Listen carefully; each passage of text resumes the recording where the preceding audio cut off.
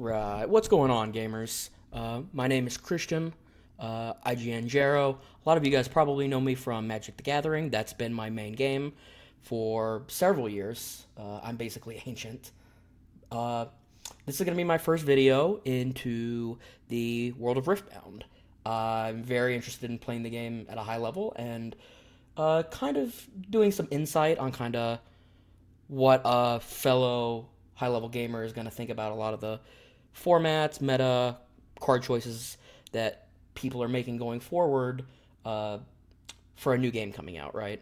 Uh, it's a new community. There's going to be a lot of blending together, right? A lot of people are very interested in the Riot IP, uh, and it's probably going to attract a lot of people far beyond just Magic the Gathering, right? There's going to be a lot of, Pokemon players, I assume, Hearthstone players, old Legends of Runeterra players that are going to be very interested in uh, putting a lot of effort into the game.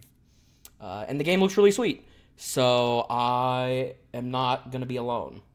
Uh, Kind of for this first video, what I wanted to do was I just started kind of doing my deep dive into the game about a week ago. I haven't played any of the online tournaments uh, or anything like that. I've watched plenty of the Chinese regionals coverage that's up on YouTube, as well as some of the results from the online tournament circuit. So even though I haven't played any games, I have a pretty decent idea of kind of the format and what decks people are playing, the reasons they're playing them, etc. And kind of what I wanted to do was a week ago, I had a really hard time finding the content that I was looking for. So that's kind of what this video is going to be. It's going to be the content that for somebody else that I wish that I had access to about a week ago, or at least that I could find a week ago.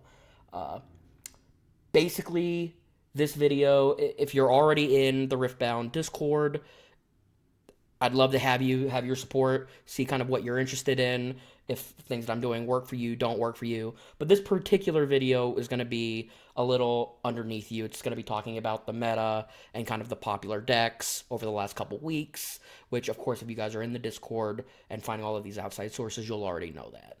I want it to be more for the people, like I said, like me a week ago, who are interested in the game and really just want to know before release kind of which cards maybe they should be looking to accumulate, which cards they can expect their, fellow local store gamers to play against them, and kind of what archetypes people are going to be trying to build, kind of what the popular themes going around the community are.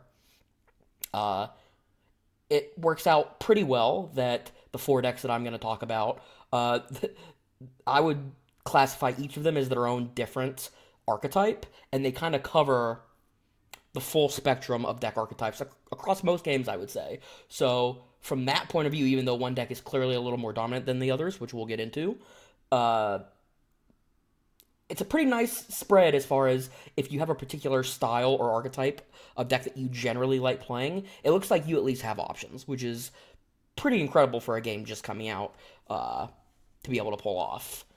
So, yeah, let's go ahead and kind of do that. This also, I'm going to kind of go about the video as I'm talking about cards and deck archetypes with the understanding that you've also already know the rules of the game. I'm not really going to be going over like each individual card or keyword with a fine tooth comb. More or less, kind of like talking about the overarching card choices that people are making, what styles of cards seem to be good, seem to be bad, etc. Uh, but yeah, I'm really excited to be doing this. The game looks fantastic. It's, providing an old boomer like me memories of Versus System and the World of Warcraft card game, and of course original Hearthstone. So I'm really excited to see what opportunities the game is going to give everybody. First and foremost, this is going to be Public Enemy #1 at the very beginning on release. This is already the most popular deck by a large margin on the online circuit. It's also the highest percentage, top placing deck, and most played archetype in all of the Chinese regionals combined at the moment. This is Kaisa Tempo. This is going to be like your generic aggro deck. Uh, and one of the nice things about this game that we can talk about now with this deck kind of leading you into it, because of the resource system and the way it operates, where you get 2 resources a turn, and you only have a reasonable percentage of your cards that are going to require you to recycle your resources. The deck building in this game is going to operate much closer to Hearthstone or Legends of Runeterra than it is something like Magic the Gathering, where because you're responsible in Magic for playing a land each turn, which takes up slots both in your deck and a resource from cards that you've drawn, generally speaking, the more expensive cards are harder to get to. So you are forced to play less of them in your deck, and a lot of times they're more punishing when you have them early. Uh, in this game, for example, and others like I mentioned previously, a lot of times you have the freedom to mix your curve up quite a bit, and obviously your curve is going to dictate your initial plans for the game. As you can see, this deck is very low to the ground. But generally speaking, you're going to see a lot of decks that have the ability to play these 5 energy, 7 energy, 8 energy cards if they so choose, even 10 energy in a lot of cases, and pretty reliably get to them, which is really cool because a lot of times the big expensive cards are the ones that are also the most exciting to play with, and also for coverage and all of that kind of stuff. So I think the game at initial glance looks like its resource system seems like a slam dunk to me, and I'm really excited to kind of get into it and see how a lot of these decks evolve. But for the Kaisa deck in particular, kind of some of the things that I want to highlight is the game is almost entirely in this first set of Origins combat based. The way that you accumulate your points is by taking over the battlefields. These are the 3 battlefields. You'll choose 3 battlefields to bring with you. You'll start each game with 1, and you can't repeat them. So if you play a 3-game set, you will have played all of your battlefields. Your opponent will have played all of theirs. And it's because it is so combat dominated, it turns out that a lot of people have concluded that a lot of these 1-mana action and reaction spells that affect creatures are very, very powerful, which ultimately, if you're coming from other games, is no real surprise. When I was first looking at them, I was immediately tempering my expectations a little bit because I didn't know the rules or the other archetypes of the game yet, right? I thought maybe what happens if you play against a deck that is not using any units, are those cards just going to be dead? Are they going to be a massive liability? And it turns out that while there are going to be some archetypes, as we'll see later, that maybe are less reliant on the small units, the more efficiently priced units, it's pretty much universal throughout the community, and I agree with them that because the game is so combat-centric, a lot of these very cheap, efficient removal spells and combat-affecting spells just tend to overperform pretty massively in a lot of the games that I've watched and been a part of. You'll notice that there are basically not any 2 energy cost units. I think that's a really good design decision because even though you could technically play a 1 energy cost unit and then have a trick for your other resource for your turn, generally speaking, because you get access to 2 resources a turn, 3 if you're going second on your first turn, starting with your 2 cost units, I think tends to just be the best course of action going forward for design purposes. I really like that they did that. And you'll see this deck, it has 4, 5, 6, 7. It has 7 2-mana units, which is, I think, the most, or it's tied for the most of the archetypes that we're going to see as far as decks that are trying to get on the board fast. And you'll see that kind of going forward with the plan that the deck is trying to pull off. So Kaisa, of course, is Blue-Red, Fury, and Calm, I think, is the names of the colors, but that's not wildly important. And you'll see that a lot of their spells are either cheap combat uh, enablers, which we've already kind of talked about. And then you also have a couple of cards over here, Falling Star and Void Seeker, that these are going to serve as your removal spells, right? These are going to serve as your spells to interact with your opponent's units outside of the battlefield, or in some cases the battlefield still, but not inside of combat, which is can be particularly valuable, right?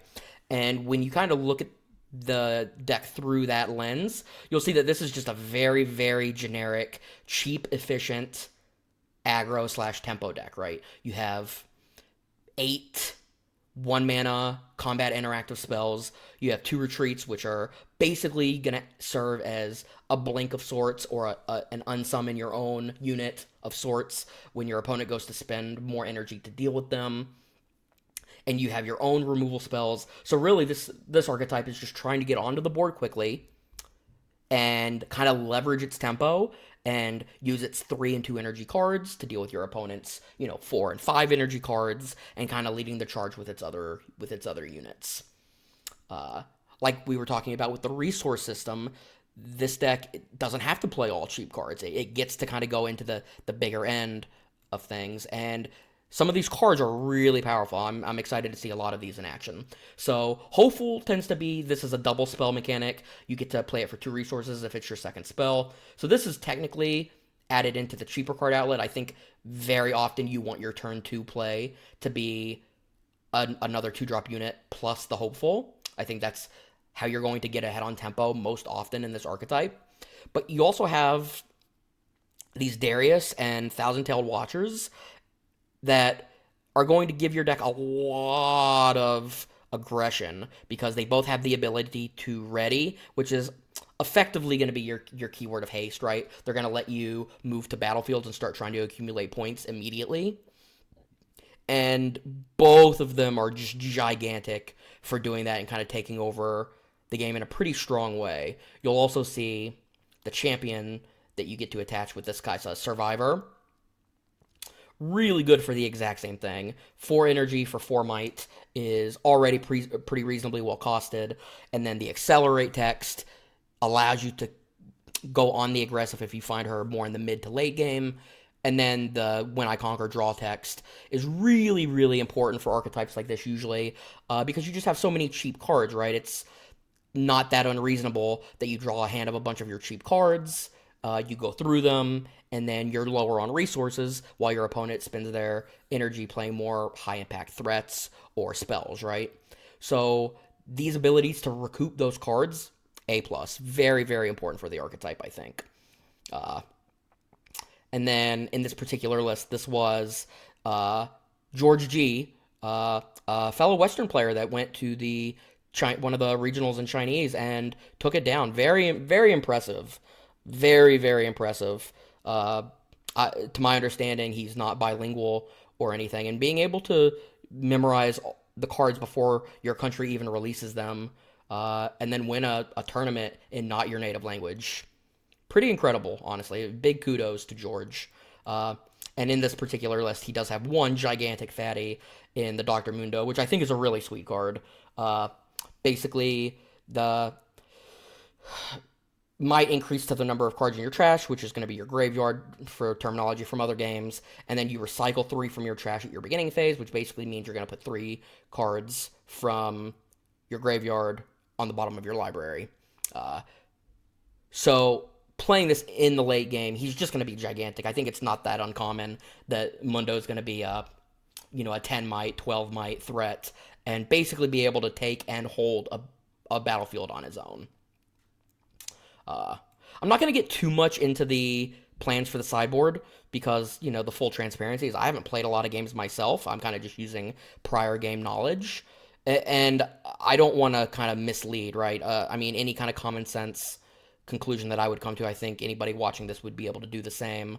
But I did want to highlight in particular the numbers and list of cards. So again, that you could have an idea of kind of which cards people seem to think are good, which card you want to start trying to accumulate upon release, because it seems like it's going to be a pretty real situation that card allocation is going to be an issue, right? So if you don't have a ton of resources to be able to just buy everything immediately, you're going to want to kind of min max, and I think that this kind of thing is valuable for that. So this is going to be public enemy number one, like I previously mentioned, and this is going to be, I think, your through line for whatever you're brewing or trying to create on your own. Can it deal with this? Can it beat this type of shell? All right. Secondly, we are going to go with Master Yi Aurora. Now, this is basically just your very classic ramp archetype. A lot of people in the descriptors will call it Master Yi Ramp. This is probably my pick for the most casual friendly deck. I think the deck is probably quite hard to play. I don't mean anything like that. But I think ramp into gigantic monsters is one of the classic fun strategies of basically any card game, right? So I expect this archetype to be very popular, and it's very good. I think it lines up pretty well against Kaisa from what I've seen on average. And it actually had a pretty nice stretch through the online circuit and Chinese regional circuit. You can see here, this list in particular is from a first place list from a place that I'm not going to do the injustice of trying to pronounce. But the deck is very, very powerful and very capable of doing some pretty filthy things for this first expansion of the game. So the general idea is you're gonna utilize the ramp elements of the deck, which are gonna be predominantly your orange cards, right? You have Mobilize and Catalyst. This is gonna let you channel 1 rune. This is gonna let you channel 2, as the card says. But a nice perk that is quite a bit different from other games that this game gets to take advantage of is because of the resource system in this game, where you recycle your resources. You run out of resources to put in quite often. So the fact that you get to draw cards from these when they would otherwise be liabilities in your hand from other games, in Magic, or Hearthstone, I guess, is a better example, you don't really get anything when you use a Rampant Growth type card on turn 10, right? You've already accumulated all your resources. Magic is a little different, but ultimately kind of the same. A Rampant Growth on turn 6 or 8, not that valuable, right? It's not generally the type of spell you want to be playing at that stage of the game. Once you've accumulated all your resources, the fact that you can still cycle through to draw extra cards when you're still maybe digging for one of your important threats, very important for the archetype. It gives the deck a lot of consistency. Another very important the most important card in this deck by a mile. I almost should have led with it, but I knew we would get there.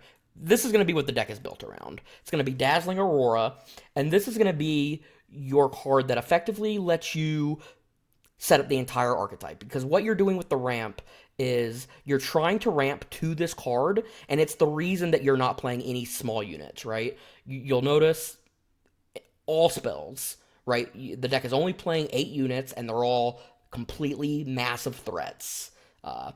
The goal here is if you ramp into a Dazzling Aurora, you are going to basically take over the game in pretty short order, especially if you happen to run into Dead Bloom Predator as your first reveal. That's going to get you a lot of coverage. It's going to make up a lot of ground for the start that you're going to put yourself in, because the general idea here is you expect by the time you start playing relevant cards for your opponent to have already accumulated 3 to 5 victory points probably, and you really want to start taking over the game with your gigantic creatures ASAP. This deck gets to do another couple of cool things. Again, from my attempt at some common sense for what I've seen, I think you get to use probably one of the most important battlefields for this archetype.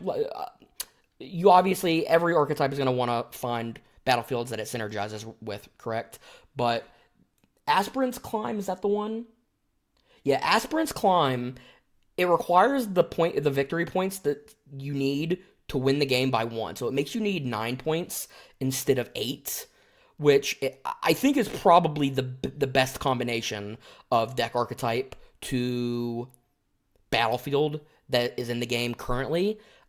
Forcing your opponents to have to get that 9th point before you can take over the game, really, really, really valuable, because this is effectively going to be the control deck of the format, right? This is the deck that wants the game to go the longest, and is going to be the most powerful the longer the game goes. Another thing to add into that, as far as some like minor strategy, presumably you're going to want to save Aspirant's Climb, I think, for if you end up in a scenario where it's very common in other games, in a best-of-3 setting, if you can set up a scenario where you have it as your third option for Game 3, where you might be going second, right, and that might be a liability, having that kind of advantage to rely on in a game where maybe you're put in a poor disposition to start the final game, really, really important, I think. I think this is the kind of thing where, if you're going to make an analogy to another game, like Magic, for example, having the option to, if you were to be on the draw, to have your opponent deal an extra 2 or 3 damage to you, equivalent, to win the game, excellent resource to have. Another really cool thing that this deck gets to use, from what I've seen, this is going to be the best Zanya's Hourglass deck. It's a pretty popular card. Most, I think, of the green archetypes are going to be playing a couple copies of them, just because the hidden mechanic seems to be quite powerful, and also just being able to spend 1 or 2 energy and or resources to save a 4 or 5 mana, energy threat that you have spent the effort into putting into play. Very valuable. But I do think that it is exceptional here, more so, because all of your units that you're saving are just gigantic, right? I mean, in other archetypes where you're maybe saving a 4 or 5 energy unit, in this deck you're saving 8 and 9 mana units, right?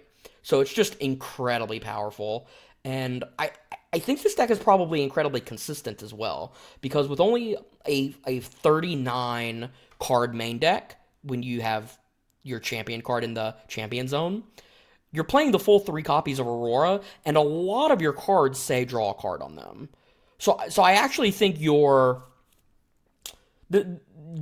probably very high percentage to have access to Aurora every game, and that's really important for the archetype, right? Because otherwise, if the deck had this added layer of inconsistency where you weren't as always likely to find your main enabler, then that would mean you would be more reliant on your mid-game or your threats being standalone. And while I think these units are maybe capable of doing that, Deathbloom Predator in particular, I think the fact that you are pretty much within reason going to be able to find Aurora every game is kind of what puts this archetype over the edge. And it is, I think, pretty dominantly the second most played archetype, and like I was saying previously, I wouldn't be surprised if this is the most popular archetype at the initial beginning of the format in the West. Once it gets the game is released, and everybody gets a chance to get their hands on the game. I just think this kind of archetype historically is a blast for casual and competitive player alike. So that would be my take on that. And I think this deck is particularly excellent. Next on the docket, we have Sett the Boss. So this is going to be the mid-range deck of the sets.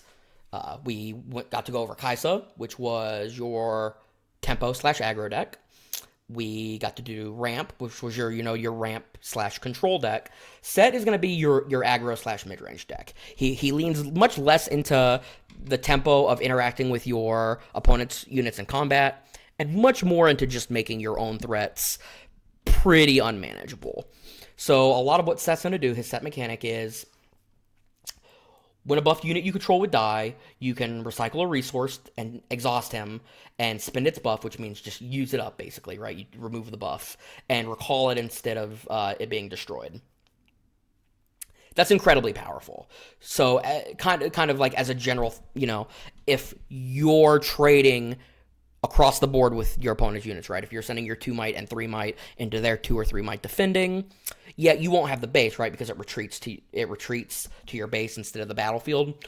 But those are just resources that you're going to accrue in massive numbers over your opponent, right? If none of your units are ever dying and your opponents are consistently dying, or they're having to use spells to keep their units alive and to keep yours from kind of, going into combat, eventually they're going to run out of those combat tricks, right? And eventually, because you have so much redundancy with your units proccing buffs, you just never run out of that effect. You also have what looked to me as some of the most powerful cards in the game. So Call to Glory and Showstopper, both to my eye, for such a combat-centric opening meta, basically just seem absolutely incredible. Showstopper giving you the buff plus letting you immediately move to a battlefield. So much agency early in the game. And then Call to Glory, because your buffs are so redundant, and it's going to be almost more unlikely that a unit is buffed than unbuffed, Call to Glory is effectively going to be a free giant growth, a free +3 might, which strikes me as just being incredibly powerful. I really, on average, don't see how any archetype is going to be able to be in combat with this deck consistently, and that's exactly what mid-range players want, right? The most efficient creatures, the most beef for your buck, very on theme for Sett. I expect this deck to be really popular as well. People across most games generally like the decks where a lot of their cards are very good standalone. You're playing more to a curve than planning to play a bunch of cheap cards, right? I mean, this deck, as you can see, aside from, Call to Glory being free, like I had mentioned, you have a couple hidden cards, but basically no 1-mana tricks aside from Showstopper. You're pretty much trying to go fully up the curve every turn of the game and just completely dominate both battlefields. And I think this deck is incredible at it. Again, I don't want to speak on unplayed games on my part, but I for example would have a really, really hard time seeing your average other mid-range deck being able to keep up with this. How this deck would line up against something like Kaisa, my suspicion is because Kaisa's so popular. Kaisa probably does line up pretty well against it, but I can easily imagine a world where that scale tips very minorly in one direction or another based on draws, right? Kaisa has a large supply of 1-mana spells that interact with combat, and it probably relies on them pretty heavily to deal with a lot of the threats that this deck is putting into play. You also, I think you get to use what is kind of like, I don't know, I think this deck just looks like a blast. You get to have what I think is the absolute best combination of just like beef for your stats. So your Sett Brawler and Kingpin, it uses both of their champion cards. Because it's 1 and 3, my prediction is that you generally are going to set Kingpin as your champion units. But it's just gigantic, right? 4 energy and 1 resource for 5 might that he gets +1 might for every buffed unit on the battlefield. That puts your opponent, if this is the champion, if you're starting with this as your champion unit, your opponent every single game is going to be under immense pressure to deal with your creatures even when they're buffed. And you have your ability to just bring them back to your base instead. Because if you get to play a Sett on like turn 2 or turn 3 as an 8 might or a 9 might, he's just going to run over the game very quickly. And I don't think there's a lot of cards that are going to be able to deal with that pretty easily. It's going to create either a massive point lead for yourself or a card resource lead, because they're going to have to spend a lot of cards to deal with the one card. So you just get the most beef, the most bang for your buck. And I think that's going to be appealing to a lot of people. So this, like I said, this is going to be your generic mid-range deck, and it's been performing really well in a lot of the stats. As you can see, this is Ascension League. This is one of the online leagues going on currently prior to the game's release. And for this week, it is currently in first place. And I believe in its pool, is both a Kaisa and a Master Yi deck. So it's clearly capable of contesting the two other decks that we've talked about, even though those are at higher play rates currently. And then last but not least, this is the deck that's most interesting to me. And then this is going to be your combo deck.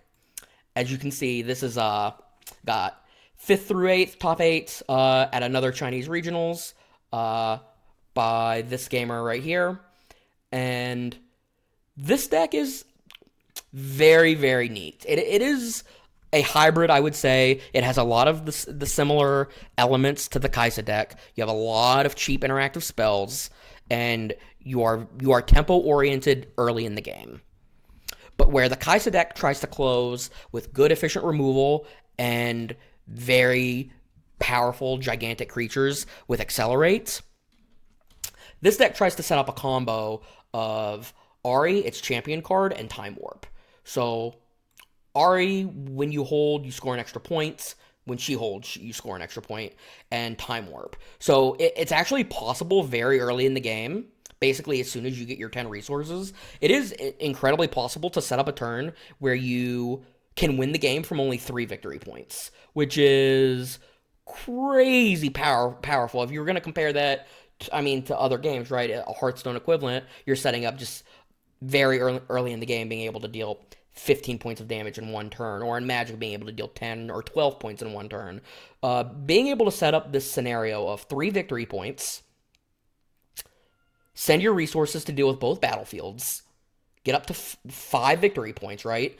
And then Time Warp, you instantly win the game because you go from 3 to 5, and then you go from 5 to 7 at the beginning of your next turn, and then 7 to 8 because of Ahri's text ability.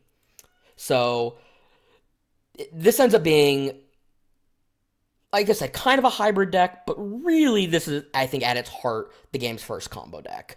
It may not feel like a combo deck that you're historically familiar with from other games, because it is still so combat-oriented, but I actually think these are the exact kind of combo decks that should exist. I actually think it's really important and really valuable for a game when combat is the main core, the main draw to the game. But I also think it's really important that all archetypes exist, because different people enjoy doing different things. So, and me in particular, right? Like, I do generally kind of prefer these, like, combo OTK style archetypes. This is going to be a deck that I'm drawn to right off the rip.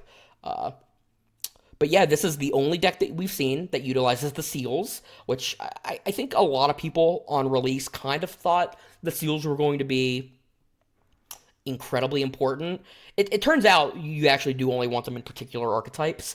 You want it in this deck in particular because Time Warp is 4 resources, and I think it's very important to, if a turn where you get to 12 resources, being able to save some of those. You don't need it, right? Because if you're at 12 resources and you sack 4, you go to 8, it is still possible to double Time Warp, but it's much harder to do, right? Because it requires you to just kind of like have things sequenced prior to it being set up. But yeah, most of the community, I think, has kind of predetermined that the seals, they tend to be a little more underwhelming than their initial hype, because realistically, like, take this deck as an example, right? You really, aside from the Time Warp, only have 5 other cards that it's enabling. So the one, really, you're really just going to hold this until you're playing one of these threats already, right? Thousand-Tailed Watcher, it's going to help with your Accelerate cost as well. So it's important, for sure. But that's kind of just an interesting point of contention for me, because when I first saw the seals myself, I thought the seals were going to be quite good, and it turns out that you just can't really afford in most archetypes to have too many of them take up your draws. And that's really good, again, game design. It's a very, very impressive kind of kiss-curse that they've managed to kind of add this extra dynamic of how powerful a card is allowed to be at its energy cost because of the recycling resource cost attached to it. But this deck, like I said, it's some of the green cards that lead into the tempo plan. Charm is going to be, I think, one of your most popular green cards. Move an enemy unit. I don't know. Us Magic players, we don't really have a lot to compare that to. so it might be hard to judge. I know people from other games immediately caught how broken this card is. The ability to be able to move your opponent's creature that they just played that isn't ready to fight into a zone you already control, a battlefield you already control. A lot of times, this is going to turn out to be just a 1 mana removal spell or a 1 mana gain a victory point, right? I mean, this card is very modal, very powerful. And is kind of one of the many reasons that this deck is kind of enabled in the way that it is, because it is possible to play it with Time Warp in the same turn, right? And it's going to be a very important element on the turns where you're comboing pretty consistently, I think. But you'll see, the same Stupefies, the On Guards, a lot of the Ravenbloom students, a lot of these ways to make these cheap, efficient spells